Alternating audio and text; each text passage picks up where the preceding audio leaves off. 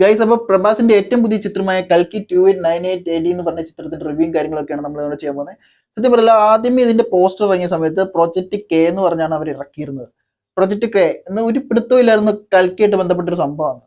Project K അവരിറക്കി, അത് കഴിഞ്ഞ് കൽക്കിയുടെ ഇവർ ട്രെയിലർ കൊണ്ടുവന്നു. അതൊക്കെ കൊണ്ടുവന്നപ്പോൾ സത്യം പറഞ്ഞാൽ ട്രെയിലർ കിടലായിരുന്നു, പറയാതിരിക്കാൻ പറ്റത്തില്ല, നല്ലൊരു ട്രെയിലറായിരുന്നു.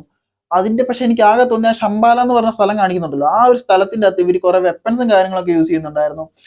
മറ്റേ സ്റ്റാർ വാഴ്സിന്റെ റെഫറൻസ് ഉള്ള കുറെ വെപ്പൺസും കാര്യങ്ങളും യൂസ് ചെയ്യുന്നുണ്ടായിരുന്നു. അതുകൊണ്ട് മാത്രമേ എനിക്കൊരു പേടി ഉണ്ടായിരുന്നുള്ളൂ, ഇവർ ആ ഒരു സാധനം പാളിപ്പോകുന്ന എനിക്കൊരു പേടി ഉണ്ടായിരുന്നു.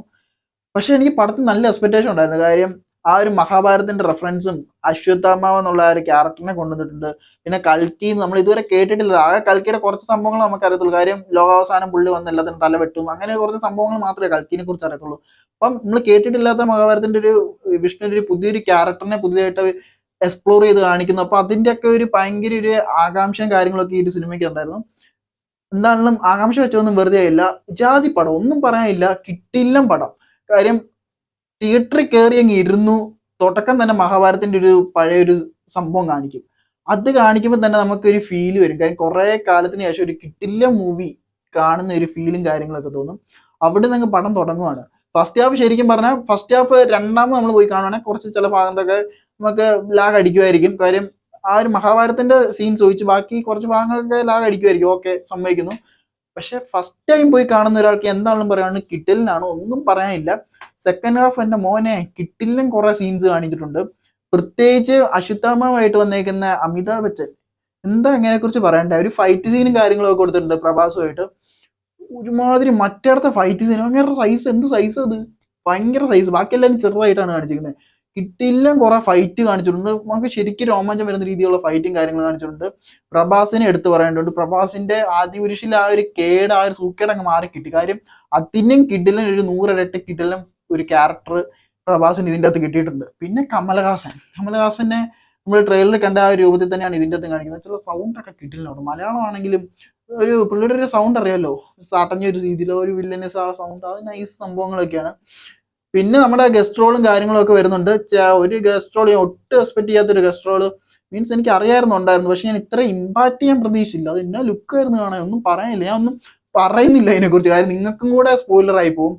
പിന്നെ എനിക്ക് ഏറ്റവും ഇഷ്ടപ്പെട്ട, സത്യം പറയാലോ, ഈ ക്ലൈമാക്സ് സീൻ ഉണ്ടല്ലോ, ആ ഒരു മഹാഭാരതത്തിലെ കുറച്ച് സംഭവങ്ങൾ കാണിച്ചിട്ട് ഒരു ക്ലൈമാക്സ് സീൻ പറയുന്നുണ്ട്. ഈ രോമൊക്കെ കണ്ടറിയണം, ആ സംഭവം അത് കണ്ടറിയണം. ആ ഒരു സംഭവം പ്രഭാസിന്റെ ഒരു സീൻ കാണിക്കുന്നുണ്ട്. ഏറ്റവും ഇഷ്ടപ്പെട്ട ഒരു സംഭവം പോയി അത് ആ ഒരു സിനിമ, എൻ്റെ മൂവിക്കകത്ത്. സെക്കൻഡ് ഹാഫ് വേണ്ടി കട്ട വെയിറ്റിങ്, ഒന്നും പറയില്ല, കട്ട വെയിറ്റിങ്. കാര്യം ആ ഒരു കൽക്കി സിനിമാറ്റിക് യൂണിവേഴ്സ് എന്ന് പറഞ്ഞ അവസാനം എഴുതി കാണിക്കുന്ന സംഭവത്തിൽ തന്നെ നമ്മൾ ആഗ്രഹിക്കും ഇതിന്റെ ഒരു പ്രീക്വല്, മഹാഭാരതത്തിന്റെ ആ ഒരു മഹാഭാരതം എന്തുകൊണ്ട് അവന്മാർ കാണിച്ചു വെച്ചേക്കുന്നത്. കാര്യം 800 കോടി ബഡ്ജറ്റ് ഉണ്ട്, പ്രഭാസിന് തന്നെ പോയി കാണാൻ ഒരു 150 കോടിയെങ്കിലും. പിന്നെ വന്നേക്കുന്ന എല്ലാം വലിയ വലിയ നായന്മാര്, നടന്മാര്. പിന്നെ ഇവന്മാർ ഈ കൊടുത്തേക്കുന്ന ബഡ്ജറ്റിന് അവന്മാർ ആ മഹാഭാരതം ആ ഒരു കുറച്ച് ഗ്ലിംസ് എടുത്ത് കാണിച്ചിട്ടുള്ളൂ. അത് എടുത്ത് വെച്ചേക്കുന്ന ഇത്രയും പെർഫെക്ഷൻ ആയിട്ട് ഒന്നും പറയാൻ, ഒരു കുറ്റം പോലും പറയാനില്ല.